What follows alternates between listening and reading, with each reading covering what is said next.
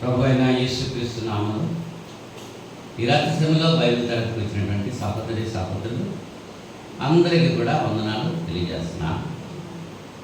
ఆన్లైన్లో తరగతిని వీక్షిస్తున్నటువంటి ప్రతి సహోదరునికి చింతపల్లిలో ఉన్నటువంటి క్రీస్తు తరపుగా హృదయపూర్వకమైనటువంటి వందనాలు తెలియజేస్తున్నామండి.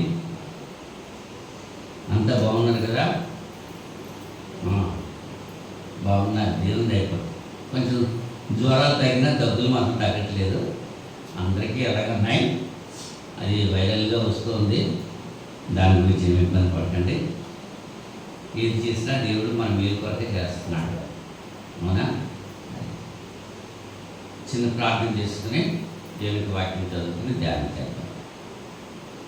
మహోన్నతుడైన మా పరలోకపు తండ్రి, శాశ్వతమైన ప్రేమతో మమ్మల్ని ప్రేమిస్తున్న మా యెహోవా, మీ ఘనమైన ఉన్నతమైన శ్రేష్టమైన నామానికి కోట్లాది స్తుతులు స్తోత్రాలు సమర్పణ చేస్తున్నాం తండ్రి.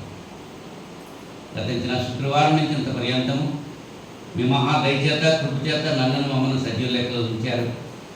సురక్షితంగా కాచి కాపాడి ఈ రాత్రి సమయంలో ప్రియమైన మీ బిడ్డలతో కలిసి ఈ బైబిల్ తరగతిలో నాయన మరి ఇంత పర్యంతము కీర్తన ద్వారా మిమ్మల్ని స్తుతించడానికి గణపరచడానికి మీరు మాకు అనుగ్రహించిన సమయాన్ని బట్టి స్తుతులు స్తోత్రాలు సమర్పణ చేసుకుంటున్నాం. ఈ రీతిగా ఏ ఏ ప్రదేశాల్లో తరగతులు నిర్వహిస్తున్నారో ఆయా ప్రదేశాల్లో మీ సహాయం అనుగ్రహించండి. మీ కుమారుడు కృష్ణుడు రాకడ బహు సమీపంగా దినాల్లో ప్రతి ఒక్కరూ కూడా మార్పు చెంది నా తండ్రి మీ కుమారుడు కృష్ణుడు రాకడకు సిద్ధపడి ఉండే మహాభాగ్యం ప్రసాదించమని విజ్ఞాపన చేస్తూ ఉంటున్నాను.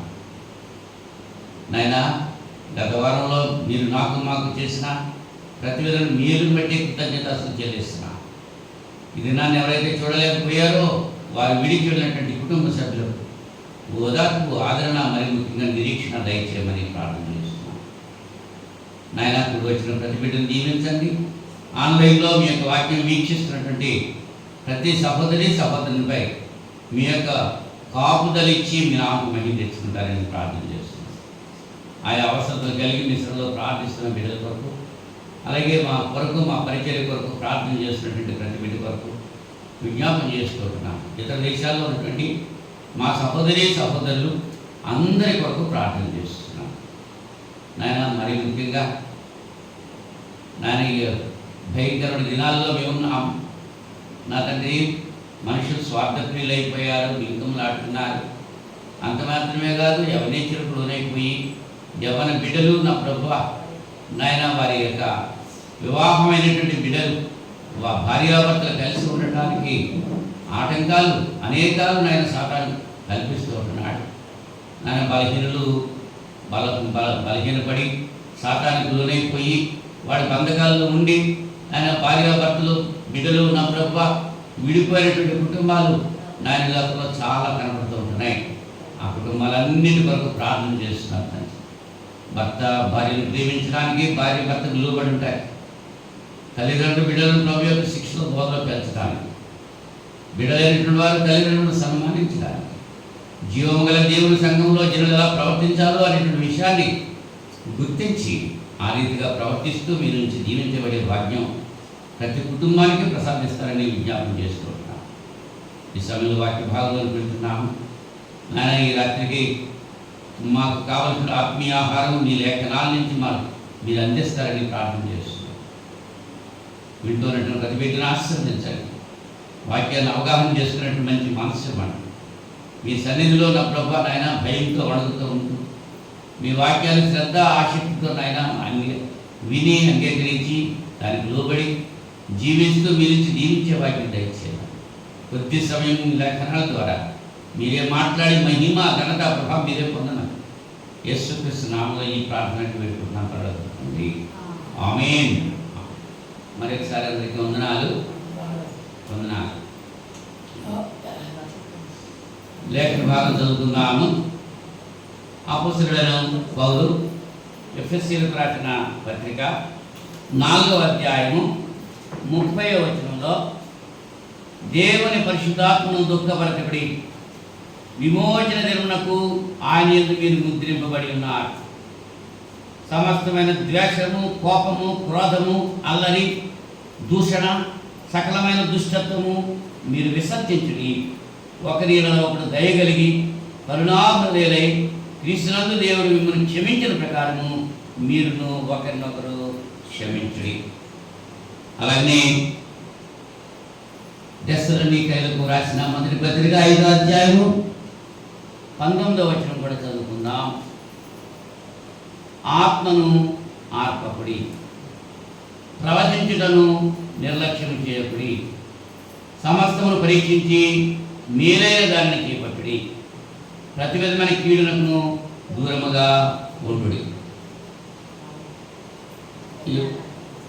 ఈ వాక్యాలు మనం చదువుకున్నాం. గత పాఠాల్లో పరిశుద్ధాత్మ గురించి ఆలోచన చేస్తున్నాం. పరిశుద్ధాత్ముడు ఆది క్రైస్తవుల ద్వారా చేసినటువంటి పనిచేసినటువంటి విధానం, అది ముందు అపొస్తలుల ద్వారా పనిచేసినటువంటి విధానం, యేసు ప్రభు ద్వారా పనిచేసినటువంటి విధానం గురించి మనం ఆలోచన చేశాం. పరిశుద్ధాత్ముడు సర్వశక్తి గల వ్యక్తి అని, అల్లరికి కర్త కాడు అని సత్యాన్ని మనం నేర్చుకున్నాం. ఈ దినాన్ని నేటి క్రైస్తవుల్లో పరిశుద్ధాత్ముడు ఎలా పనిచేస్తున్నాడు అనేటువంటి విషయాన్ని ఆలోచించేయడానికి ప్రయత్నం చేద్దాం. నేటి దినాల్లో పరిశుద్ధాత్మ లోకంలో అనేకమైన సంఘటనలు జరుగుతుంటున్నాయి. పరిశుద్ధాత్మని పేరిట అవి చెబుతూ ఉంటే వాళ్ళని విమర్శించినట్లుగా ఉంటుంది. అది మనకొద్దు. గ్రంథంలో పరిశుద్ధాత్మ నేటి క్రైస్తవులతో ఎలా పనిచేస్తున్నాడు అనేటువంటి విషయాన్ని లేఖనానుసారంగా మనం పరిశీలన చేయడానికి ప్రయత్నం చేద్దాం. వాక్యం ఏదైతే చెప్తుందో దాన్ని మనం అనుసరించాలి. లోకంలో ఏదైతే జరుగుతుందో అది వాక్యంలో లేనిది దాన్ని మనం వెంబడించడానికి వీలు లేదు. దేవుడు ఇప్పుడు చెప్పినా పితృల యుగంలో అయినా, ధర్మశాస్త్ర యుగంలోనైనా, క్రైస్తవ యుగంలోనైనా ఏకరీతిగా ఉన్నాడు. ఆయన మనుషులతో ఏది చేయమని ఆయన చెప్పాడో అదే మనం చేయాలి, ఏది వద్దని చెప్పాడో అది మనం మానేయాలి. మీరేది ఎరిగి ఉండి అలాగూ చేయడానికి పాపము కలుగును అని చెప్పి మరి పరిశుద్ధాత్ముడు సెలవిస్తుంటున్నాడు. చదవబడినటువంటి 2 లేఖన భాగాల్లో కూడా మనం ఆలోచన చేస్తే, ఇప్పుడు 4వ అధ్యాయము ఎఫెసీ పత్రిక 30వ వచనంలో దేవుని పరిశుద్ధాత్మను దుఃఖపరచకుడి అన్నాడు. ఎందుకు దుఃఖపడతాడు పరిశుద్ధాత్ముడు? దేవుని పరిశుద్ధాత్మను దుఃఖపరచద్దు అన్నాడు. దేవుని పరిశుద్ధాత్మను మనలో ఉన్నాడు. దేవునికి వ్యతిరేకమైన కార్యక్రమాలు మనం చేస్తే ఆయన దుఃఖపడుతూ ఉంటాడు. అవునా? దశలోనిక పత్రికలో ఏమన్నాడు? ఆత్మను ఆర్పకుడి అన్నాడు. ఆరిపోకూడదు ఆత్మ. పరిశుద్ధాత్ముడు ఎప్పుడు తేజరిల్లుతూ ఉండాలి, ఉజ్వలిస్తూ ఉండాలి, ప్రకాశిస్తూ ఉండాలి, ఎప్పుడు కూడా వెలుగుతూ ఉండాలి. పరిశుద్ధాత్మ హృదయం నిండిన దాన్ని బట్టి నోరు మాట్లాడుతూ ఉండాలి. మనం హృదయంలో ఉన్నటువంటి ఆలోచనలు బట్టి మన యొక్క ముఖ కవళికలు మారుతూ ఉంటాయి. నవ్వేటప్పుడు ఒకలాగా ఉంటుంది ముఖం, ఏడ్చేటప్పుడు ఒకలాగా ఉంటుంది ముఖం, ఆశ్చర్యపోయినప్పుడు ఒకలాగా ఉంటుంది, కోపం వచ్చినప్పుడు ఒకలాగా ఉంటుంది, ప్రేమ వచ్చినప్పుడు ఒకలాగా ఉంటుంది. రకరకాలు ఈ స్పందనలన్నీ కూడా. అంచేత face is the index of the mind అన్నాడు. అంటే ముఖము మనసు యొక్క విషయ సూచిక అంట. ముఖం చూసి మనసులో ఏది ఉందో అది మనం గ్రహించగలిగే స్థితి మనం కలిగి ఉన్నాం. ముఖాన్ని బట్టి తెలుసుకుంటున్నాం. పరిశుద్ధాత్మ దుఃఖపరచద్దు అన్నాడు. మరి నేటి దినాల్లో క్రైస్తవులతో కలిసి పరిశుద్ధాత్ముడు ఏం చేస్తున్నాడు అనేటువంటి విషయాన్ని ఆలోచన చేస్తే, రోమపత్రిక 8వ అధ్యాయము, రోమపత్రిక 8వ అధ్యాయం 14 నుంచి చదువుతాను. నేను జాగ్రత్తగా పరిశీలన చేయండి. లేదా 12వ వచనం నుంచి చదువుతున్నాను, అర్థం చేసుకుంటానికి మీరు ప్రయత్నం చేయండి. కాబట్టి సహోదరులారా, శరీరానుసారముగా ప్రవర్తించుటకు మనం శరీరమునకు రుణస్థులం కావు, మీరు శరీరానుసారంగా ప్రవర్తించిన ఎడల సావవలసిన వారై ఉందరు కానీ ఆత్మ చేత శరీర క్రియలను చంపిన ఎడల జీవించరు. దేవుని ఆత్మ చేత ఎందరూ నడిపింపబడుదురో వారందరూ దేవుని కుమారులయ్యుందురు. ఎలయనగా మనలా భయపెట్టుటకు మీరు దాస్యపాత్రను పొందలేదు కానీ దత్తపుత్రాత్మను పొందితరి. ఆ ఆత్మ కలిగిన వారమై మనము అబ్బా తండ్రి అని మొరపెట్టుతున్నాం. మనం దేవుని పిల్లలమనే ఆత్మ తానే మన ఆత్మతో కూడా సాక్ష్యం ఇచ్చుతున్నాడు. ఈ లేఖన భాగంలో మనం ఆలోచన చేస్తే దేవుని కుమారుడిగా మనల్ని చేసుకుంటున్నాడు. మనం ఎవరి కుమారులము? సంఘంలోనికి రాకముందు ఎవరి కుమారులము? సాతాను కుమారుడు. బాగా అర్థమైంది మనకి, అవునా? ఇప్పుడు సంఘంలోకి వచ్చిన తర్వాత మనం ఎవరమంట? ఆత్మ చేత శరీర క్రియలను చంపాలి. లోపల ఉన్నప్పుడు శరీర క్రియలు చేశాం. మన సంఘంలోకి వచ్చిన తర్వాత కూడా శరీర క్రియలే కొనసాగుతూ ఉంటే పరిశుద్ధాత్మతో పరచబడతాడు. పరిశుద్ధాత్ముడు ఏం చేశారు? మనల్ని దేవునికి కుమారులుగా మనల్ని ఆయన సిద్ధపరిచాడు. అబ్బా తండ్రి అని పిలిచేటువంటి ఆ ఆత్మను మనకు అనుగ్రహించాడు. శరీర అనుసరముగా ప్రవర్తించడానికి మనం శరీరానికి వినసరం కాదు. శరీరం ఎక్కడి నుంచి వచ్చింది? మట్టి నుంచి వచ్చింది. మట్టికి మనసుందా? లేదు. మట్టికి మనసు లేదు, మనిషికి మనసు ఉంది. మనస్సు చంపుకోకూడదు. మనస్సాక్షికి వ్యతిరేకంగా మనం ఏ పని చేయడానికి వీల్లేదు. ఒకవేళ మనస్సాక్షికి విరోధంగా మనం ఏదైనా చేస్తే పరిశుద్ధాత్ముడు మనలో నుంచి వెళ్ళిపోతాడు. అంచేత ఆత్మను ఆత్మకుడి అంటున్నాడు. ఆత్మ ఎప్పుడు వెళ్ళిపోతాడు? ఆయనకి ఇష్టం లేని పనులు చేస్తే వెళ్ళిపోతాడు. మనలో నుంచి ఆయనకి ఇష్టం లేని పనులు చేస్తే వెళ్ళిపోతాడు. మరి దావీదు గారు ఆయనకి ఇష్టం లేని పని చేశాడు. అంటే అదేమయ్యాడు? పరిశుద్ధాత్ముడు ఆయనలోకి వెళ్ళిపోయాడు.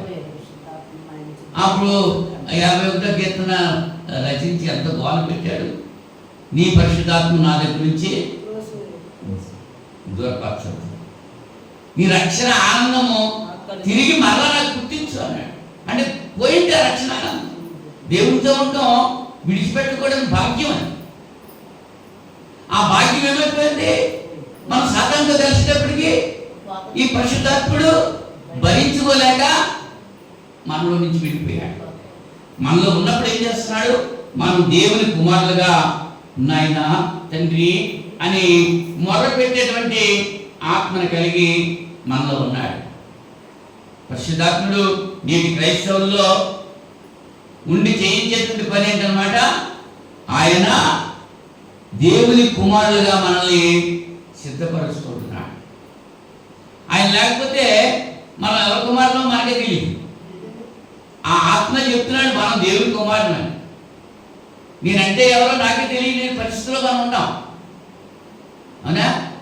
నువ్వంటే ఎవరో నీకు తెలిస్తే, నువ్వు దేవుని కుమారుడో దెయ్యం కుమారుడో తెలుసుకుంటే నీ తండ్రి ఎలా ప్రవర్తించాడో నువ్వు అలా ప్రవర్తిస్తావు, అవునా? కనుక మనం దేవుని కుమారులమా సాతాను కుమారులమా? దేవుని కుమారులుగా ఎవరు చేశారు మనల్ని?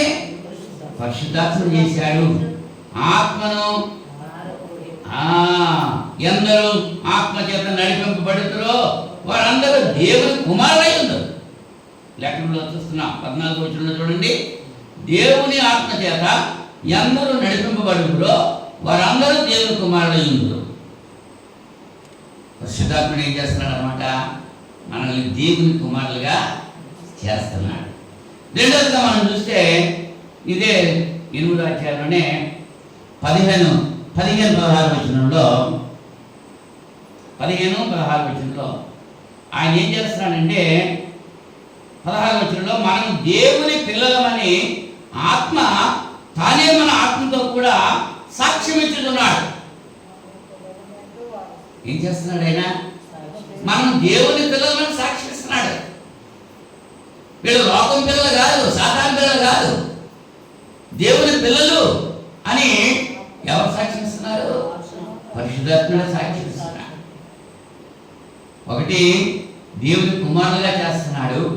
రెండోది, మనం దేవుని కుమారులని లోకానికి సాక్షిస్తున్నాడు. మన గురించి తెలియజేస్తున్నాడు. వీళ్ళు ఎవరు అనుకుంటున్నారు? వీళ్ళు దేవుని బిడ్డలు అని తెలియజేస్తున్నాడు. ఆ ఆత్మ మన ఆత్మతో కూడా సాక్ష్యము ఇచ్చుచున్నాడు. మనం పిల్లలమైతే వారసులము, అనగా దేవుని వారసులము. క్రీస్తులో కూడా మహిమ పొందుటకు ఆయనతో కూడా శ్రమ పడితే క్రీస్తుతోటి వారసు. ఆయనతో కూడా శ్రమ పడాలి.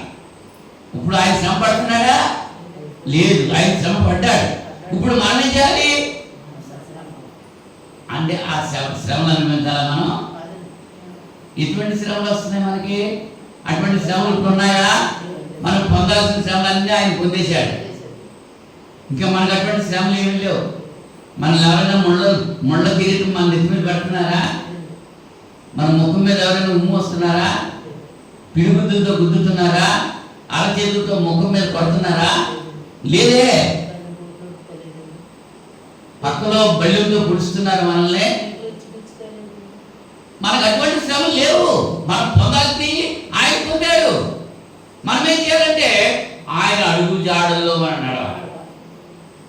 అందుకోసం ఆయన వెంట మనం నడవాలి. ఆయనను మన లోపల ఉంచుకోవాలి. మన హృదయంలో ఆయన మనస్సు మన హృదయంలో ఉంచుకోవాలి. ఆయన వలె మనం జీవించాలి. ఆయన వలె మనం మాట్లాడాలి. ఆయన వలె మనం ప్రవర్తించాలి. మనతో ఎవరైనా మాట్లాడుతుంటే క్రీస్తుతో మాట్లాడుతున్నట్లుగా మన మాటలు ఉండాలి. అలాగా మనం ఉండాలి.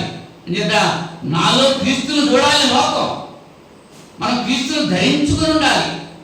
క్రీస్తును ధరించుకుంటాం అంటే మనం కనపడకూడదు. మనం చూసేవారు ఎవరు చూడాలి?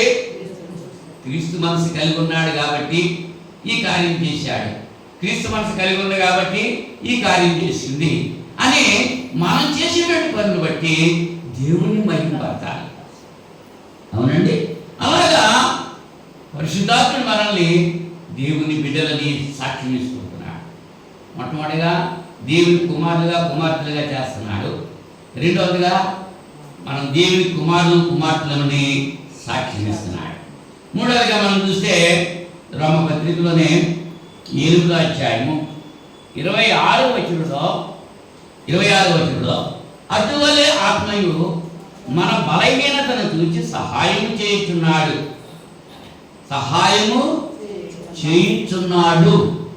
ఎలాగనగా మనం యుక్తముగా ఎలాగో ప్రార్థన చేయవలనో మనకు తెలియదు కానీ ఉచ్చరింప సంఖ్యముగా మూలుగులతో ఆ ఆత్మ తానే మనపక్షంగా విజ్ఞాపన చేస్తున్నాడు.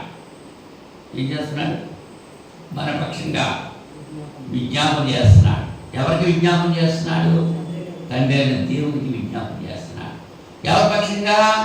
మన పక్షంగా విజ్ఞాపన చేస్తున్నాడు. మనం ప్రార్థన చేయటం రాదు, ఎలా ప్రార్థన చేయాలో తెలియదు.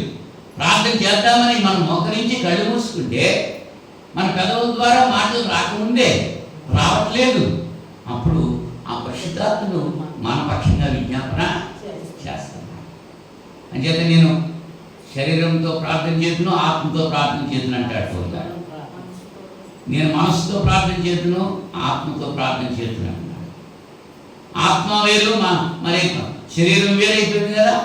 శరీరం కంటే పెదవుల ద్వారా కనపరచడం, ఆత్మ కంటే హృదయబుద్ధిగా ఆయన్ను కనపరచడం. హృదయములో నుండి వచ్చేది. హృదయంలో మొట్టమొదటి అక్షరం ఉంది, అహా ఉంది.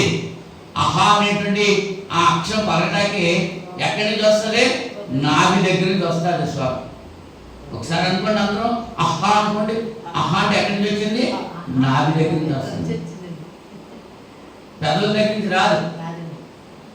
హృదయపూర్తిగా రావాలి, హృదయపూర్తిగా. అలాగనే విజ్ఞాపన చేస్తూ ఉంటున్నాడు మన పక్షంగా, మనకు బదులుగా. ఆయన మనకి వకీలుదారు అంటారు. అవునా? అంటే మన పక్షంగా వాదించేటువంటి న్యాయవాది, వాదిస్తున్నాడు మన పక్షంగా. సాతానుగాడేమో వ్యతిరేకంగా ఉన్నాడు, వీడు పాపం చేశాడు, వీడు పాపం చేశాడు అని చెప్తున్నాడు. యేసు పరిశుద్ధాత్మ ఏమంటున్నాడు? వీడు పాపం చేయలేదు, వీడి మనసాక్షి మంచిగా ఉంది అని వాదిస్తున్నాడు అన్నమాట. వాదిస్తున్నాడు. ఏం చేస్తున్నాడు? మన గురించి వాదిస్తాడు.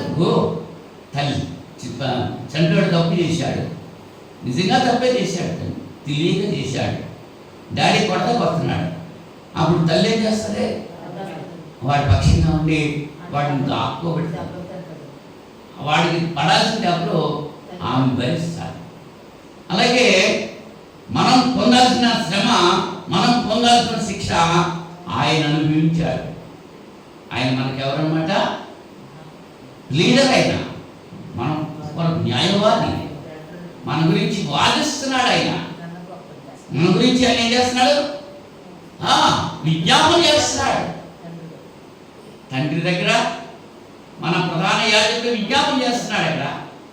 ఇక్కడ పరిశుద్ధాత్ముడు ఏం చేస్తున్నాడంటే మన కొరకు విజ్ఞాపన చేస్తున్నాడు. అదే చెప్తున్నాడు ఇక్కడ 26వ వచనంలో. ఏమంటున్నాడు? అటువలే ఆత్మయు మన బలహీనతను చూచి సహాయం చేయుచున్నాడు. ఎలాగనగా మనము యుక్తముగా ఎలాగ ప్రార్థన చేయవలెనో మనకు తెలియదు, కానీ ఉచ్చరింప శక్యము కాని మూలుగులతో ఆ ఆత్మ తానే మన పక్షముగా విజ్ఞాపన చేయుచున్నాడు. మరియు హృదయములను పరిశోధించేవాడు ఆత్మ యొక్క మనస్సు ఏదో ఎరుగును. ఎలాగనగా ఆయన దేవుని చిత్త ప్రకారము పరిశుద్ధుల కొరకు విజ్ఞాపన చేయుచున్నాడు. ఎవరి కొరకు విజ్ఞాపన చేస్తున్నాడు? ఆయన పరిశుద్ధుల కొరకే విజ్ఞాపన చేస్తున్నాడు. పాపాత్ముల కొరకు విజ్ఞాపన చేయడు. పాపాత్ములకు సువార్తమానం అందించాడు. పాపంలో నుంచి మీరు బయటికి రండి అని సువార్తమానం చెప్పాడు, ప్రకటించాడు, సువార్త ప్రకటించాడు. కానీ వాళ్ళ గురించి విజ్ఞాపన చేయడు. వాళ్ళు మారితే, వాళ్ళ మనస్సు మార్చుకుని పాపం నుంచి విడుదల పొందితే వాళ్ళ గురించి విజ్ఞాపన చేస్తారు. మనం దేవుల్లో ఉండి ఆయన కొరకు మనం జీవిస్తూ ఉంటే మన గురించి పరిశుద్ధాత్ముడు విజ్ఞాపన చేస్తున్నాడు అనేటువంటి విషయాన్ని మనం చూసుకుంటున్నాం.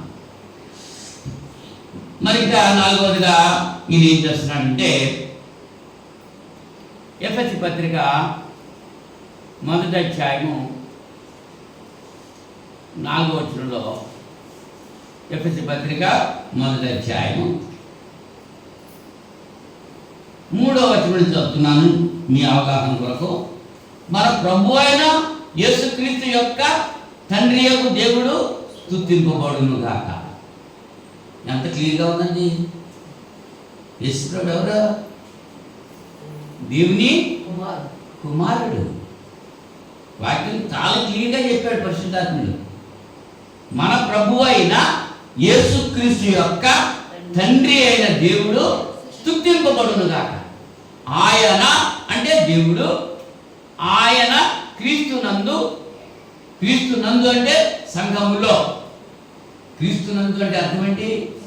సంఘములో, బయటి కాదు. ఆయన సంఘములో ఏం చేస్తున్నాడు? పరలోక విషయంలో ఆత్మ సంబంధమైన ప్రతి ఆశీర్వాదమును మనకు అనుగ్రహించను. ఇచ్చేసాడు ఆయన. ఇంకా అనుగ్రహిస్తాడు అంటలేదు. ఆత్మ సంబంధమైన ఆశీర్వాదాలు, భౌతికమైన ఆశీర్వాదాలు కాదు, ఆత్మ సంబంధమైన ఆశీర్వాదాలు. ఆత్మఫలం ఏది? 9 భాగాలు కలిగి ఉంది ఆత్మఫలం అనేటువంటి విషయాన్ని గద్ది పత్రిక 5వ అధ్యాయంలో మనం చూస్తున్నాం. ఆ ఆత్మఫలము మనం కలిగి ఉండటానికి దేవుడు అనుగ్రహించాడు మనకి. ఎవరి ద్వారా? పరిశుద్ధాత్ముడు సంఘము ద్వారా అనుగ్రహించాడు, క్రీస్తు ద్వారా అనుగ్రహించాడు. ఎట్లనగా తన ప్రియుని యందు తాను ఉచితముగా మనకు అనుగ్రహించిన తన కృపా మహిమకు కీర్తి కలుగునట్లు తన చిత్త ప్రకారమైన దయాసంకల్పం చొప్పున యేసుక్రీస్తు ద్వారా తనకు కుమారులుగా స్వీకరించుటకై మనలను ముందుగా తన కోసం నిర్ణయించుకొని మనకు తన ఎదుట పరిశుద్ధులమును నిర్దోషములై ఉండవలని జగత్తు పునాది వేయబడక మునిపే ప్రేమ చేత ఆయన క్రీస్తులో మనల్ని ఏర్పరచుకున్నాడు. ఎవరు ఏర్పాటు చేసుకున్నారు? దేవుడు ఏర్పాటు చేసుకున్నాడు. ఎవరిని ఏర్పాటు చేసుకున్నాడు? మనల్ని ఏర్పాటు చేసుకున్నాడు. ఎవరిలో ఏర్పాటు చేసుకున్నాడు? క్రీస్తులో ఏర్పాటు చేసుకున్నాడు. క్రీస్తులో అంటే సంఘంలో. సంఘంలో ఉన్నవాడు దేవుని యొక్క కృపకు పాత్రలు అవుతున్నారు. ప్రేమ చేత దేవుడు మనల్ని లోకంలో నుంచి సంఘంలోనికి తీసుకొచ్చాడు. ఆయన తీసుకొస్తే వచ్చామా, మన ఇష్టార్థానికి వచ్చేసామా? చెప్పండి. ఆయన పిలిచారు కాబట్టి వచ్చాం. ఆయన రమ్మన్నారు కాబట్టి వచ్చాం. ఆయన పిలుపుకు లోబడి వచ్చాం. మనం కొంతమంది ఆయన నమ్మంటే విడిపోతున్నారు దూరంగా. మరి వాళ్ళ గురించి విజ్ఞాపన చేస్తాడా పరిశుద్ధాత్ముడు? ఎందరూ యేసుని అంగీకరిస్తారో వారంతా దేవుని కుమారులు అవడానికి అధికారం ఇచ్చేశాడు ఆయన.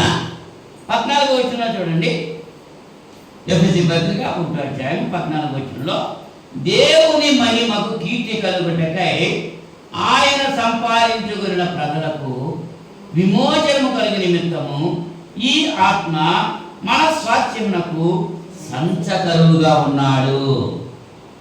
ఎలా ఉన్నాడమ్మా? సంచకరువు అంటే అర్థం ఏంటి? సంచకరువు వచ్చిందా? సంచకరువు అంటే అర్థం ఏంటి? భజన. అడ్వాన్స్ ఇచ్చాడు అనమాట. మనం ఏదైనా వస్తువు కొనుక్కోవాలనుకున్నప్పుడు పూర్తిగా పేమెంట్ చేయాలి. లేదంటే అదే మనకు కావాలనుకుంటే ఎంతో కొంత భజన ఇచ్చేసి దాన్ని మన కొరకు ఆఫ్ చేసుకుంటాం. ఆ భజన అనే సంచకరువు అన్నారు. ఇప్పుడు పరిశుద్ధాత్మను మనకి సంచకరువుగా ఇచ్చాడు ఆయన. స్వాస్థ్యం ఇవ్వలేదు, ఇంకా రాబోయేటువంటి స్వాస్థ్యంలోకి మనం ఇంకా ప్రవేశించలేదు. ప్రవేశించడానికి గ్యారంటీగా మనకి పరిశుద్ధాత్మను ఏం చేశాడు? సంచకరువుగా ఇచ్చినట్లుగా మనం ఇక్కడ చూస్తున్నాం. ఆయన సంపాదించుకున్న ప్రజలకు విమోచన కలిగిన నిమిత్తము ఈ ఆత్మ మన స్వాస్థ్యమునకు సంచకరువుగా ఉన్నాడు. ఉన్నది లేదు, అక్కడ ఉన్నాడు అని. ఎవరి గురించి చెప్తున్నాడు? పరిశుద్ధాత్మ గురించి. సంచకరువుగా ఉన్నాడు మనకి. దేవుడు మనకి ఇచ్చేటువంటి ఆ స్వాస్థ్యానికి పరిశుద్ధాత్ముడు భజనగా ఉన్నాడు. వివాహానికి ముందు ఏం జరుగుతుంది? ప్రధానం జరుగుతుంది. ప్రధానం జరిగితే ఒక అబ్బాయికి మరొక అమ్మాయికి ప్రధానం జరిగిన తర్వాత వాళ్ళిద్దరికీ కాకుండా ఇంకో వేరే వాడితో పెళ్ళి అవుతుందా? ఒక అమ్మాయితో ప్రధానం చేసుకుని ఒక అమ్మాయికి ప్రధానం చేసి ఇంకొక అమ్మాయిని పెళ్లి చేసుకుంటాడా ఎవరన్నా? లోకంలో ఒక అబ్బాయి చేత ప్రధానం చేయబడిన అమ్మాయి ఇంకొక అబ్బాయిని పెళ్లి చేసుకోవచ్చా? మరి పౌలు గారు ఏమంటున్నాడు? ఒక్కడే పురుషుడికి మిమ్మల్ని ప్రధానం చేశారంటున్నాడు. మరి ప్రధానం ఎవరు చేశాడు? క్రీస్తుకు ప్రధానం చేశాడు. సంఘము క్రీస్తుకు ప్రధానం చేయబడ్డది. పెళ్లి కూడా ఎవరితో చేసుకోవాలి? ఈవేళ క్రీస్తుని విడిచిపెట్టేసి వేరే వేరే వేరే విడిపోతున్నారు. అవునా? అది యాక్సెప్టబులేనా? కాదు. పౌలు గారు అంటారు, ఆయన ఎంతో భయంతో అన్నాడు. అమ్మా, ఎంత భయంతో అన్నాడంటే 2 కొరింథీ పత్రిక 11వ అధ్యాయం, కొరింథీ 2వ పత్రిక 11వ అధ్యాయం. మొదటి నుంచి చదువుతున్నాను, జాగ్రత్తగా మీరు అవగాహన చేసుకుంటే ప్రయత్నం చేయండి.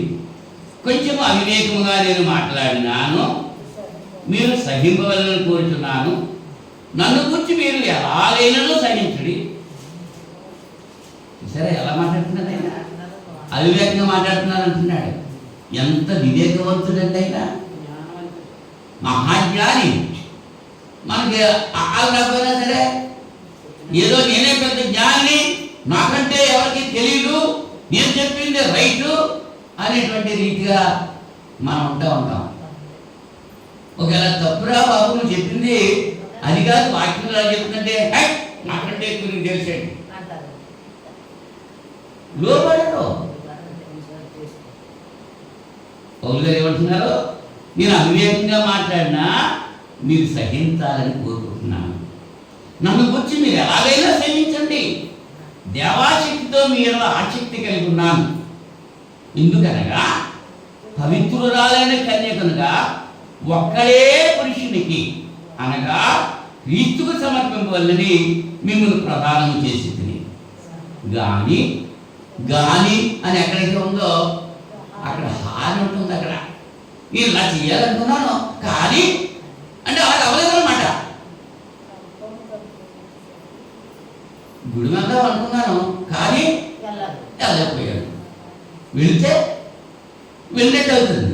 వెళ్ళాలనుకున్నాను కానీ వెళ్ళలేకపోయాను. అంటే గాలి అంటే హాని ఉందన్నమాట. అక్కడ పౌలు గారు సంఘాన్ని క్రీస్తుకు ప్రదానం చేశాడు. ఒక్కరే పురుషుడికి అనగా అని చెప్తున్నాడు. ఎటువంటి పురుషుడైనా ఎలా చేశారన్నాడు? పవిత్రురాలైన కన్యకనుగా ఒక్కడే పురుషుని కనుగా క్రీస్తుకు సమర్పింపవలనని మిమ్మల్ని ప్రదానం చేసింది. కానీ సర్పము తన ప్రీతి చేత హవ్వను మోసపరిచినట్లు మీ మనస్సులను చెరుపబడి క్రీస్తు యేడలనున్న సరళత నుండి పవిత్రత నుండి ఇట్లైనను తొలగిపోనేమో అని భయపడుతున్నాను. ఎంత భయం వేస్తుందో ఆయనకి. ఇవాళ భయం ఉందా మనకి? భయం లేదు అసలు. ఎక్కడ పడితే అక్కడే ఎవరు పిలిస్తే వాళ్ళ దగ్గరికి వెళ్ళిపోతున్నారు. అంతే, ఎవరు రమ్మంటే వాళ్ళ దగ్గరికి వెళ్ళిపోతున్నారు. అంటున్నారా? అంటున్నారా లేదా? భయం ఉందా? భర్త దగ్గరే ఉండాలి భార్య, క్రీస్తు దగ్గరే ఉండాలి సంఘం, క్రీస్తుకు లోబడే ఉండాలి సంఘం. క్రీస్తుని మించి వేరొకరికి చేరితే వ్యభిచారవుతాడు. క్రీస్తు పేరు లేకపోతే ఆ సంఘాన్ని ఏమంటారు? వ్యభిచారిని అంటున్నారు. ప్రధానం చేశారు. ఒక్కడే పురుషుడికి క్రీస్తుకి మేము ప్రధానం చేశారంటాడు. సర్పము తన కుయుక్తి చేత కదా, కుయుక్తి చేత ఎంతమంది సంఘంలో ఉన్నటువంటి వారిని లాగేసుకుంటున్నారు బయటికి. కుయుక్తి. నువ్వు ఆత్మ సంపాదించిన వ్యక్తి అయితే, ఆత్మ కొరకు భారం కలిగిన వ్యక్తి అయితే, రక్షణ గురించి తేలినటువంటి, క్రీస్తు గురించి తేలినటువంటి వ్యక్తుల దగ్గరికి వెళ్ళి సువార్త బోధించాలి. సువార్త అంటే యేసుక్రీస్తు యొక్క జనన మరణ పునరుత్థానాలే సువార్త. అది చెప్పాలి. పాపం రక్షించడానికి యేసుక్రీస్తు ఈ లోకానికి పంపబడ్డాడు. ఎవరు పంపారు? దేవుడు పంపాడు. కాలం పరిపూర్ణమైనప్పుడు దేవుడు తన కుమారుని పంపాడు. యెషయా గ్రంథంలో చూసాం కదా, దేవుడు తన కుమారుని పంపాడు లోకానికి. అది సువార్త చెప్పడం మానేసి, అమ్మా నీకు అప్పులున్నాయా, నీకు పిల్లలు లేదా, నీకు ఉద్యోగం రాలేదా, నీకు అనారోగ్యంగా ఉందా, నీ కాపురం సరిగ్గా లేదా, నీ పిల్లలు నీ మాట ఉంటలేదా, నీ భర్త నీకు లోబడి ఉంటలేదా, వచ్చేసే నేను ప్రార్థన చేసేస్తాను, అన్నీ సెట్ అయిపోతాయి. ఈ గాడి ప్రార్థన చేసేది ఎవరో? దేవుడు చేయాలి. దేవుడి సన్నిధిలో ప్రార్థన చేస్తే అవుతాయి. నువ్వు పాపమని తెలుసుకో. వినడం వల్ల విశ్వాసం కలుగుతుంది. వినట క్రీస్తుని గురించిన వార్త. క్రీస్తుని గురించి చెప్పడం మానేసి అప్పుల గురించి తిప్పుల గురించి చెప్తుంటే అది సువార్త ఎందుకు అవుతుంది? ఇవాళ అటువంటి వాళ్ళు వస్తున్నారు. జాగ్రత్త. ఇప్పుడు కాదు, ఆ దినాల్లో మొదటి శతాబ్దంలోనే పౌలు గారు భయపడిపోయారు. వేరొక సువార్త వాళ్ళు తీసుకొచ్చి వీళ్ళు ఏం చేశారు? భయపెట్టారు, గలిబిలి పెట్టారు. ఎలా గలిబిలి పెట్టారు? సర్పము తన కుయుక్తి చేత హవ్వను మోసపరిచినట్లు. ఉదాహరణ చూసారా ఎంత చక్కగా ఇచ్చాడో? ఏదైనా తోటలో దేవుడు ఆదాము హవ్వలతో చెప్పాడు, బిడ్డలారా ఈ తోటలో ఉన్నటువంటి చెట్లు పండ్లన్నీ తినేసేయండి, కానీ ఈ చెట్టు పండు మాత్రం తినకండి. ఆ ఒక్క చెట్టు పండేగా తినొద్దన్నాడు. ఇంకా మిగిలిన పండ్లు మిగిలిన చెట్లు ఉన్నాయి, ఆ చెట్లు ఫలాలన్నీ తినొచ్చు కదా. ఈ సాతాగాడు వచ్చేసి ఏం చేశాడు? ఆ చెట్టు ఫలమే ఎందుకు తినొద్దనుకున్నాడు దేవుడు మిమ్మల్ని. దేవుడి కంటే గొప్పడైపోతారు మీరు అని మోసపరిచాడు. ఈ మోసపప్పు మాటలు చెప్పేటప్పటికి అవ్వమ్మ మోసపోయింది. నమ్మిందా నమ్మలేదా? దేవుడు చెప్పిన మాట లెక్క చేసుకుందా? దెయ్యం చెప్పిన మాటకి లోపడ్డదా? అవ్వమ్మని పక్కన పెడదాం, మన సంగతి ఏంటి? దేవుని మాటకి లోబడి వస్తున్నామా, లేకపోతే లోకానికి లోబడి జీవిస్తున్నామా? ఆదివారం మానేస్తున్నారండి, శుక్రవారం ఈ దేవుని మాటకు లోబడిన వారు వచ్చారంటే, సాధారణ మాటకు లోబడిన వాళ్ళు రాలేదు. వాళ్ళు ఎక్కడికి వెళ్ళిపోతారు? గొర్రెలకు ఏముంది? నిత్య జీవం. మరి మేకలకు, మరి శుక్రవారం బైబిల్ తరపుకి వచ్చిన మేకల గొర్రెల, వచ్చినోడు గొర్రెలు, రానోడు మేకలు. రానోళ్ళకి ఏముంది? అది నిత్య నరకం ఉందన్నమాట. పదే పదే చెప్తున్నాం, అర్థం చేసుకోవట్లేదు. ఏదో చిల్లరి మాటలు అనుకుంటున్నారు, అల్లరి పాటలు చెప్తున్నారు అనుకుంటున్నారు, వాక్యానికి లోబడతలేదు. సాతాను గారు కూడా అలాగే వాళ్ళని మభ్య పెట్టేస్తున్నాడు. అవ్వమ్మని మోసం చేసేసాడు. ఆదాము లేడు అక్కడ అవ్వమ్మ దగ్గర, అమ్మమ్మ ఒక్కతే ఉంది. అలా ఉన్నాడా? పోనీ ఈ కొత్త మనిషి ఎవడో వచ్చాడు, ఈ నాతో మాట్లాడుతున్నాడు, నా భర్తతో మాట్లాడదాం అని చెప్పి ఏమన్నా మాట్లాడితే ఆగిందా? అబ్బే, వీడికే ఎక్కువైపోయింది దురాశ.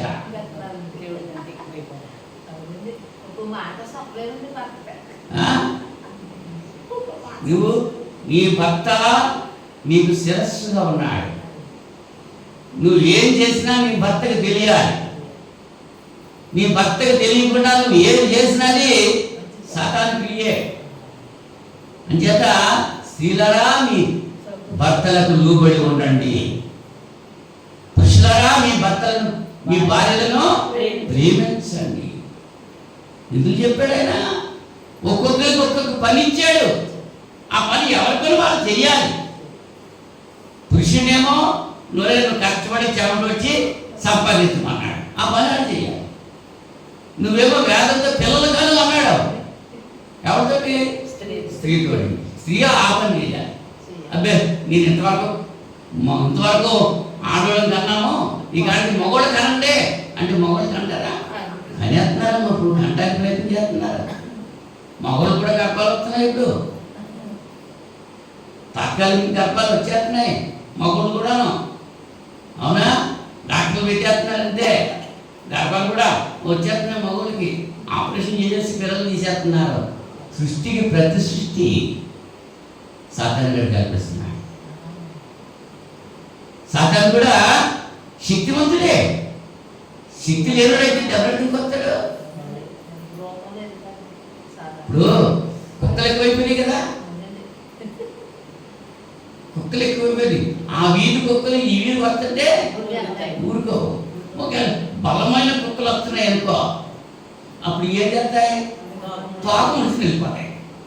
అదే బలహీన కుక్కలు వచ్చినాయనుకో, వాటిని వెళ్ళిపోతా ఉంటాయి. సాతాను గారు బలహీనుడు, వాడు కుక్కలాంటి వాడు. దేవునికి లోబడండి, అపవాదం ఎదిరించండి, అప్పుడు వాడు మీ అద్దరికి పారిపోతాడు. మనం దేవునికి లోబడితే సాతాన్ని ఎదిరించే శక్తి దేవుడు మనకి ఇస్తాడు. మనం దేవునికి లోబడతలేదు, సాతానుకో అంటే ఎక్కడ పోతుంది? అవ్వమ్మ దేవునికి లోబడలేదు, దేవుని మాట వినలేదు, సాతానికి లోబడిపోయింది. సాతాను యొక్క మాట వినేసింది, సాతాను చెప్పిన పని చేసేసింది. అలాగే ఇప్పుడు సంఘం కూడా ఏం చేస్తుంది? సత్య సువార్త నమ్మట్లా, వాక్యానికి విధేయత చూపట్లేదు, కల్పించేది బోధకు చిత్తమైపోతున్నారు అంతే. వాళ్ళు చెప్పిన దానికి కానా అంటే దొండాలంటున్నారు. వాళ్ళు చెప్పింది వాక్యంలో ఉందా చూపించమంటే అడుగుతున్నా, చూపించలేకపోతున్నారు. అవునా? కనుక పౌలు గారి భయం అదే. మొదటి శతాబ్దంలోనే పౌలు గారు ఎంత భయపడిపోయాడు అనేటువంటి విషయాన్ని ఇక్కడ తెలియజేస్తున్నాడు. అవునా? సర్పము తన కీర్తి చేత హవ్వను మోసపరిచినట్లు మీ మనస్సులను చెరపబడి క్రీస్తు ఎడల ఉన్న సరళత నుండి పవిత్రత నుండి ఎట్లయినా తొలగిపోనిమని భయపడుతున్నాను. ఎలాగనగా వచ్చిన వాడు ఎవడైనను మేము ప్రకటింపని మరి యొక్క యేసును ప్రకటించినాను, లేక మీరు పొందని మరి యొక్క ఆత్మను మీరు పొందినాను, మీరు అంగీకరింపని మరి యొక్క సువార్త మీరు అంగీకరించినాను, మీరు వారిని గురించి సహించుట చెప్తాండి. మీరు అంగీకరించిన సువార్త అంటే గలతీ పత్రికలో 1:8 ఏమంటున్నాడు? మేము మీకు ప్రకటించిన సువార్త గాక మరి యొక్క సువార్తను మేమైనను పరలోకం నుండి వచ్చిన ఒక దూత అయినను మీకు ప్రకటించిన ఎడల అతడు శాపగ్రస్తుడవును గాక. అపొస్తలుల బోధ యందు, సహవాసమందు, రొట్టె విరుచుట యందు, ప్రార్థన చేయడం యందు ఆదిమ సంఘము ఎడతెగక ఉన్నట్లుగా అపొస్తలుల గారి 2వ అధ్యాయంలో మనం చూస్తూ ఉంటున్నాం. ఎడతెక్కకుండా ఉన్నారు. ఈవేళ ఆదివారం రావడానికి, రొట్టె వినడానికి రావడానికి ఎంత నిప్పులు పడిపోతున్నారో. దేవుడు కోరుకుంటున్నారా, లోకమే కోరుకున్నారా? నిత్య జీవం ఇచ్చేది దేవుడా, లోకమా? ఆదివారం కూడా ఆరాధనకు మానేస్తే నిత్య జీవునికి ఎలా వస్తుంది? అలాగని ఆదివారం 1 రోజు ఇచ్చేది మాత్రం సరిపోతా? ఆదివారం క్రైస్తులా?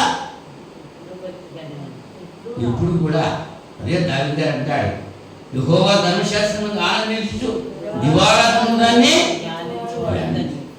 ఇప్పుడు పరిశుద్ధాత్ముడు నేటి క్రైస్తవుల్లో ఉండి ఆయన చేసేటువంటి పని ఏంటంటే మనల్ని కుమారులుగా చేస్తున్నాడు, దేవుని కుమారులుగా చేస్తున్నాడు. మనం దేవుని కుమారులను సాక్షిస్తున్నాడు, మన పక్షంగా దేవునికి విజ్ఞాపన చేస్తున్నాడు. మనకి సంచకరువుగా ఇవ్వబడ్డాడు. భజన ఇచ్చేసాడు దేవుడు మనకి.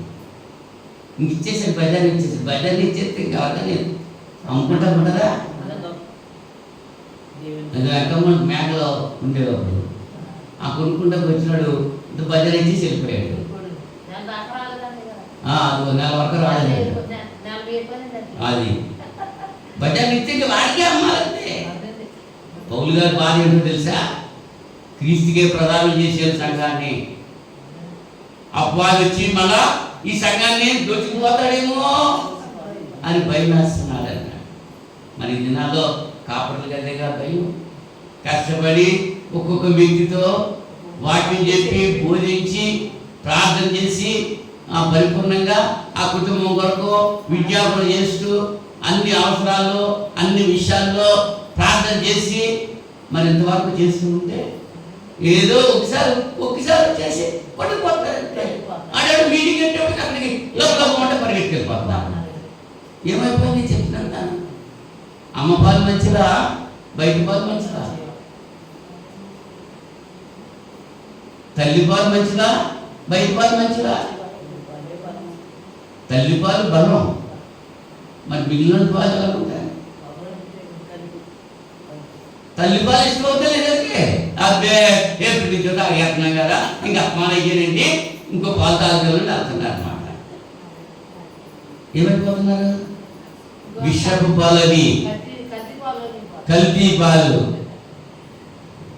పౌలు గారు ఆవేళ భయపడ్డాడు, ఈవేళ ఇంకా ఎంత భయం పడాల్సి వస్తుందో ఆలోచించండి. కూడా తిరుగుతున్నాడు సాధారణ గాడు. ఏర్పరచబడిన వారు తప్ప లాక్కుపోతాకి కబుర్లు చెప్తున్నాడు. ఏమని ప్రేమ వార్తలు చెప్పేస్తున్నాడు, కళ్ళబల్లి మాటలు చెప్పేస్తున్నాడు. ఆ మాటలకు పడిపోతున్నారంటే పరిశుద్ధాత్ముడు లేకపోతే మనం దేవుని కుమారులు అవ్వలేము. పరిశుద్ధాత్ముడు ఉన్నాడు కాబట్టి పరిశుద్ధాత్ముడే మనల్ని దేవుని కుమారుడుగా రూపొందించాడు. 8వ అధ్యాయము 11వ వచనంలో రోమపత్రిక 8వ అధ్యాయము 11వ వచనంలో మృతులలో నుండి యేసును లేపిన వారి ఆత్మ మీలో నివసించిన ఎడల, మృతులలో నుండి క్రీస్తు యేసును లేపిన వాడు చావునకు లోనైన మీ శరీరంలో కూడా మీలో నివసించుతున్న తన ఆత్మ ద్వారానే జీవింపజేయదు. అంటే మనలో జీవింపజేసేటువంటి ఆత్మ, మనలో నివసించుతున్నటువంటి ఆత్మ, ఈ ఆత్మ ద్వారా మనల్ని దేవుడు జీవింపజేస్తున్నాడు. దేవుని ఆత్మ మనలో ఉన్నాడు, మనల్ని జీవింపజేస్తున్నాడు. ఆయన మనలో ఉన్నాడు కాబట్టి మనం జీవిస్తున్నాం. అవునా? బాప్తిస్మం పొందింది మొదలుకొని మరణించి తిరిగి లేచే వరకు ఎవరిది బాధ్యత? ఆయనదే బాధ్యత. బాప్తిస్మం పొందినప్పటి నుంచి ఆయనదే బాధ్యత. పరిశుద్ధాత్ముడు ఎప్పుడైతే బాప్తిస్మం పొందామో పరిశుద్ధాత్ముడు వరం దేవుడు మనకి ఇచ్చాడు. ఆ పరిశుద్ధాత్ముడు మనలో ఉండి పనిచేస్తున్నాడు. అబద్ధం ఆడుతుంటే లోపల నుండి చెప్తాడు, రే నువ్వు అబద్ధం ఆడుతున్నావు, పాపం చేస్తుంటే నువ్వు పాపం చేస్తున్నావు, నువ్వు వ్యభిచారం చేస్తున్నావు చెప్తాడు. అంత నువ్వు ఇలాంటి వేషాలు అయితే నీలో ఉండవు, నేను వెళ్ళిపోతున్నాడు అంతే. ఉంటాడా? దేవుని పనులు చేస్తూ ఉంటేనే దేవుని ఆత్మలో ఉంటాడు. దెయ్యం పనులు చేస్తూ ఉంటే దేవుని ఆత్మలో ఉండడు. ఏ ఆత్మ వచ్చి ఉంటాడో దురాత్మగా వస్తాడు ఆయన. కనుక మనం ఏం చేయాలి? పరిశుద్ధాత్మను చేసే పనుల గురించి చెప్పాలి. మనం ఏం చేయాలి ఆయన గురించి? మొట్టమొదటి వచనం ఏం చదువుకున్నా? 4:30 ఎఫెసీ పత్రిక 4:30 మనం ఏం చేయాలి అక్కడ చెప్తున్నాడు. 4:30 దేవుని పరిశుద్ధాత్మను దుఃఖపరచకుడి. ఏమన్నాడు అంటే మనం పరిశుద్ధాత్మను దుఃఖపరిస్తే పరిశుద్ధాత్మను ఏం చేస్తాడు? వెళ్ళిపోతాడంతే. మనం ఆయన ఆత్మను పరిశుద్ధాత్మను దుఃఖపరచకూడదు. ఆయన సంతోషపెట్టాలి. మనం ఆయన మన గురించి సంతోషించాలి. ఆయన చెప్పిన పనులు మనం చేస్తూ ఉంటే ఆయన సంతోషిస్తాడు. మన ఇష్టాచారంగా మనం చేస్తూ ఉంటే ఆయన దుఃఖపడతాడు. మన పిల్లలు చెడ్డ పనులు చేస్తుంటే మనకు ఎలా ఉంటుందమ్మా? తల్లిదండ్రులైన వారు వారి బిడ్డలు మరి నీచపు కార్యాలు చేస్తూ ఉంటే తల్లిదండ్రులు ఎంతో హ్యాపీ ఫీల్ అవుతారా? ఎందుకన్నా బాబుల్ని కొన్ని సందర్భాల్లో అనేస్తూ ఉంటారు పైకి, నాకు అడుగుని చెడబుట్టేవరా నువ్వు అంటారు. చెడబుట్టుకుంటే అవునా అంటే చెడిపోయి కన్నదా? బాగానే కన్నదండి. ఆ ఎదిగిన తర్వాత అలాగే అయిపోయాడు. అలాగే దేవుడు నరులని యథార్థవంతంగా సృష్టించాడు. వాడు ఎదిగిన తర్వాత తంత్రాలు కల్పిస్తున్నాడు. ప్రసంగి 8 అధ్యాయంలో చెప్తున్నాడు. 7 అధ్యాయంలో ఇది వర్తమానం నిజమంటున్నాడు. దేవుడు నరులను యథార్థవంతులుగా పుట్టించాడు. వాడు ఎదిగిన తర్వాత ఎక్కడుందమ్మా? ప్రసంగి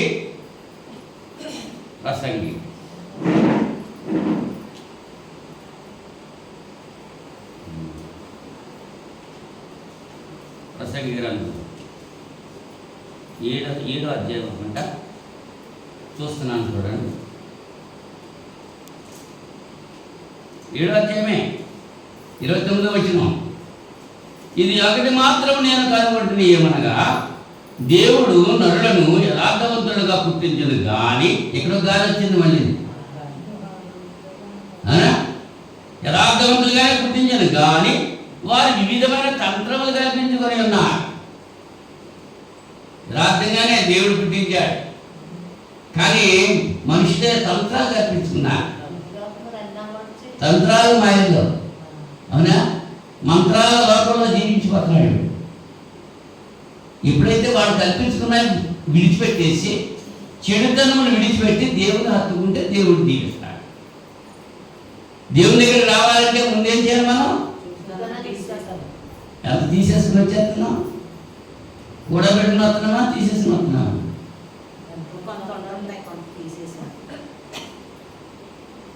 మా ముసలావిడ ఆరాధన వచ్చిందంట. వద్ద ఆ బయట ఇప్పుడులాగా ప్లాస్టిక్లు లేవు అప్పుడు గుళ్ళకి, అవునా? ఏదో చిన్న గుడి ఆ గుడిలో పెట్టుకుని లోపలికి వచ్చేసిందంట. మళ్ళీ బయటకు వెళ్ళిపోయిన తర్వాత ఆ గుడిలోకి వెళ్ళి తెచ్చుకుని వెళ్ళిపోయారు. ఏంటది చూసారా? మరి దేవుని దగ్గరికి వచ్చేటప్పుడు ఆవేశాలు ఉండొచ్చా? అంటే పైకి కనపడేవి లోపల ఉన్నాయో అంచేత యెహోవా చెప్పిన హృదయ శుద్ధి గల వారు ధన్యులు, వారు దేవుని చూస్తారండి. నీ హృదయం శుద్ధిగా ఉండాలంటే ఆ లోపల అన్నీ ఉండకూడదు. మాంసవార్త 7:27 13-20 వస్తున్నాయి అక్కడి నుంచి. అవన్నీ లోపల నుంచి వచ్చి మనిషిని ఏం చేస్తున్నాయి? అపవిత్రంగా చేస్తున్నాయి. యథార్థంగానే పుట్టించిన దేవుడు మనం యథార్థంగా పుట్టిస్తే వాడు ఎదిగిన తర్వాత ఏం నేర్చుకుంటున్నాడు? అన్ని నేర్చేసుకుంటున్నాడు. ఎవరు నేర్పారండి? ఎక్కడ ట్యూషన్ పెడుతున్నారా?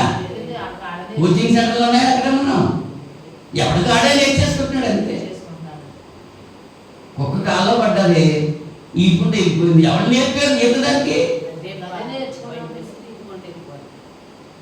లోపల పడ్డాం మనం. లోపల ఆ పాపంలో నుంచి బయటకు రావాలి. ఏం చేయాలి? అంచేత భక్తుడు అన్నాడు, ఈ జీవిత యాత్ర ఇంత లేకున్నాను, నా చెయ్యి పట్టుకొని నా చేస్తున్నాను. ఆయన చెయ్య, మన చెయ్యి ఆయన పట్టుకుంటే ఆయన మనం నడిపిస్తాడు. ఆయన మన చెయ్యి ఇవ్వడానికి ఇష్టం లేదు మనకి. ఆయన షేకేండ్ ఇవ్వట్లేదు. మనం లోకానికి ఇస్తున్నాం షేకేండ్. లోకంతో పొత్తు పెట్టుకుంటున్నాం. ఈ లోకంతో పొత్తు దేవునితో విరోధం మీకు తెలీదా? పౌలు గారు అడుగుతున్నారు కదా. ఈ లోకంతో పొత్తు పెట్టుకుని దేవుని దగ్గర రావడం మానేస్తున్నా. దేవుని దగ్గర రావడానికి రాకపోవడానికి గల కారణం ఏంటనమాట? లోకంతో పొత్తు చేసుకున్నాం. అది అంచేత పరిశుద్ధాత్మను దుఃఖపరచకూడదు. మన హృదయంలో ఉన్నాడు, మనలో ఉన్నాడు. ఆ ఆత్మను దుఃఖపరచకూడదు. ఇదివరకు పాట పాడేవాళ్ళం, నీలో ఆత్మను ఆర్పివేయదు, ఎదలో పాపము చేరనీయదు. ఎదలో పాపం చేస్తే నీలో ఉన్న ఆత్మ ఆరిపోతాడు. అవునా? నిన్ను నమ్మాడు యేసు ప్రభు, నిన్ను నమ్మాడు. పరిశుద్ధాత్మ మనలో ప్రవేశించాడు. శుద్ధ హృదయం కలిగి మనం జీవిస్తే దేవుడు మనల్ని దీవిస్తాడు. మోసపూరిత జీవితాలు జీవిస్తూ ఉంటే పరిశుద్ధాత్మ మనలో ఉండడు. అంటే పరిశుద్ధాత్మ దుఃఖపరచకూడదు. రెండో విషయం ఏంటంటే, దశలోనికీ పత్రికలో చదువుకున్నాం కదా. దశలోనికీ పత్రికలో 5వ అధ్యాయం, మొదటి పత్రిక 5వ అధ్యాయం 19వ వచనంలో ఆత్మను ఆర్పకుడి. ఆర్పతే వెళ్తుందా? ఇదేమి గ్యాస్ స్టవ్ కాదు, లైట్ పెట్టి వెలిగితే వెళ్ళిపోవడానికి. వెనకడికి పొయ్య ఆరిపోయిందంటే దాన్ని వెలిగించుకుని ఎంత కష్టపడిపోయారు. ఆ గొట్ట వెచ్చుకుని ఫూఫ్ అని ఊది ఎంత ఆయాసపడేవారు మంట పండించడాకే. పొయ్యో ఆరిపోయిన పొయ్యి వెలిగించడాకే అంత బాధ. మరి ఆరిపోయిన ఆత్మను వెలిగించడం ఎంత కష్టం. అంచేత ఆత్మను ఆర్పకుడి. పెండ్లి విందుకు పిలువబడ్డ కన్యకలు దివిటీలు వెనక్కే వెళ్ళిపోయేవాడు. వెలుగుతున్న దివిటీలు కలిగిన వాడు లోపలికి వెళ్ళాడు. దివిటీలు ఆరిపోయిన వాడు ఎక్కడున్నారు? ఆరిపోయిన దివిటీలు. మనమే దివిటీగా ఉండాలి, ఈ లోకానికి వెలుగుగా ఉండాలి అని చెప్పాడు ప్రభు. మనం వెలుగుతూ ఉండాలి. ఎక్కడ వెలుగుతున్నాం మనం? చల్లగా తప్పబడిపోయి నల్లగా వెలుతురు లేకుండా ఏమైపోయాం మనం? కాంతి ఉందా? కారణం ఏంటి? పాపం లోపల ఉంటే కాంతి ఎక్కడి నుంచి వస్తుంది? పాపం మనసులో ఉంటే, పాప క్రియలు చేస్తూ ఉంటే ప్రశాంతమైన మనసు మనం ఎలా కలిగి ఉంటాం? ప్రశాంతమైన ముఖం కలిగి ఎలా ఉంటాం మనం? పాపం చేసేవాడు ఏం చేస్తాడు? తల దించుకుంటాడు, సిగ్గుపడతాడు, దేవుని సన్నిధిలో రావడానికి భయపడతాడు. పాపం చేసినాడు ఏం చేస్తాడు? తమ్ముడినే నరికేశాడు. దేవుడు అడుగుతున్నాడు, ఏమన్నాడు? నీ మొఖం చిన్నపుచ్చుకున్నావు ఎలా అంటున్నాడు. నుంచి తప్పు చేసినాడు మొఖం చిన్నపుచ్చుకుంటాడు. తప్పు చేయనాడు మొఖం ధైర్యంగా ఉంటుంది. మన మొఖాలు ఎలా ఉన్నాయి? ధైర్యంగా ఉందా? చిన్నపుచ్చుకునే మొఖాలా? ఆలోచించండి ఒకసారి. అలాగే చిన్నపుచ్చుకునే మొఖాలను ఏం చేసి మనల్ని పిరికితనం దేవుడు మనకి ఇవ్వలేదు. ధైర్యం కలిగినటువంటి ఆత్మని దేవుడు మనకి ఇచ్చాడు. అంటే ధైర్యంగా పోరాడాలి. పరిశుద్ధులకు ఒక్కసారి అప్పగింపబడిన బోధ నిమిత్తం మనం పోరాడాలి. యోధా గారు అదే చెప్తున్నాడు 3వ వచనంలో. ఆ పోరాటం నా వేళ్లకు పోరాటం నేర్పేది ఆయన అంటున్నాడు. దావీదు గారే ఉన్నాడు, యుద్ధము యెహోవాదే అన్నాడు. ఆదిమూలం ధ్యానుడు గొలియాతుని ఏం చేశాడు? ఒక్క రాయితోటే. దానికి కారణం ఏంటంటే దేవుని ఎడల ఉన్నటువంటి విశ్వాసము, దేవుని ఎడల ఉన్నటువంటి భయము, దేవుని ఎడల ఉన్నటువంటి భక్తి. అది ఉందా మనకే? యేసు ప్రభువు అదే చెప్పాడు, అంత విశ్వాసం ఉంటే ఈ కమ్మల చెట్టు వెళ్ళి సముద్రం, అలాగే కొండల్ని సముద్రం పడిపోవాలి. కొండలు వేసిపోతాడు. ఎంత విశ్వాసం ఉంటుంది? అది కూడా లేదు మనకి. అది కూడా ఉందా మనకి? ఆవిడంత విశ్వాసం లేదు, కానీ పిశాచులు అయిపోయాం అంతే. విశ్వాసం లేకపోతే పిశాచే. ఈ రక్త సమయంలో ఆలోచించండి, మన విశ్వాసమా పిశాచులమా? దేవుని బిడ్డలమా సాతాను బిడ్డలమా? పరిశుద్ధాత్మ ఉన్నాడా మనలోనూ? దురాత్మ ఉన్నాడా? పరిశుద్ధాత్మ అంటే మనకేం చేస్తున్నాడు? మనం దేవుని కుమారులంగా చేస్తున్నాడు, దేవుని కుమారులను సాక్షిస్తున్నాడు, మన పక్షంగా దేవునికి విజ్ఞాపన చేస్తున్నాడు, మనకి సంచకరుగా ఆయన అనుగ్రహించాడు. పరిశుద్ధాత్మను క్రైస్తవులతో, నీతి క్రైస్తవులతో చేస్తున్న పనులకి ఈ వీటిని మించి చేసేవన్నీ కూడా సాతాను యొక్క పనులు అనేటువంటి విషయాన్ని మీరు గమనిస్తారని నేను ప్రేమతో తెలియజేస్తూ ముగిస్తున్నా, ప్రార్థన చేస్తున్నా. మహోన్నతుడా, సర్వశక్తి సంపన్నుడా, సర్వోన్నతుడా, సర్వాంతర్యామి, మీ పరిశుద్ధ నామానికి స్తుతులు స్తోత్రాలు సమర్పణ చేస్తున్నాము నాయన. ఈ రాత్రి సమయంలో బైబిల్ తరగతిలో వెతబడిన వాక్యం వీళ్ళ హృదయాలు ఫలింపరచుకుంటానికి సహాయం చేయండి. 30 ఫలించడానికి మీరు కృప చూపుతారని ప్రార్థన చేస్తున్నాను. నేను ఇక్కడ నుండి వాక్యం విన్న బిడ్డలు మాత్రమే కాదు, ఆన్లైన్లో నాయన బిడ్డలు వీళ్ళు మరి స్టేటస్లో, వాట్సాప్లో వాక్యం, యూట్యూబ్లో వాక్యం వింటున్నట్టు ప్రతి బిడ్డలు కూడా మీరు దీవించి ఆశీర్వదించండి. విని వినిపెట్టేటువంటి వారు కాకుండా విన్న వాక్య ప్రకారంగా జీవిస్తూ మీ నుంచి జీవించబడే భాగ్యం ప్రతి బిడ్డకు మీరు ప్రసాదిస్తారని విజ్ఞాపనం చేసుకుంటున్నాను. నేను గతించిన శుక్రవారం నుంచి ఇంతవరకు సురక్షితంగా కాపాడిన విధానం బట్టి కృతజ్ఞతలు తెలియజేస్తున్నాను. ఇంకా రాబోయేటువంటి శుక్రవారం, రాబోయేటువంటి వారంలో కూడా ఇంతకంటే అధికమైన మేళతో మమ్మల్ని నింపారు చేసి మీ చిత్తమైతే మీకు మాటలు తీసుకురాక ఆలోచనైతే మరొకసారి మేము కలిసి సిద్ధించి గణపతి భాగ్యం దయచేయమని యేసుక్రీస్తు వారి అతి పరిశుద్ధ నామంలో ఈ ప్రార్థన అడిగి వేడుకుంటున్నాను పరలోకపు తండ్రి. ఆమేన్, ఆమేన్. అందరికీ వందనాలు.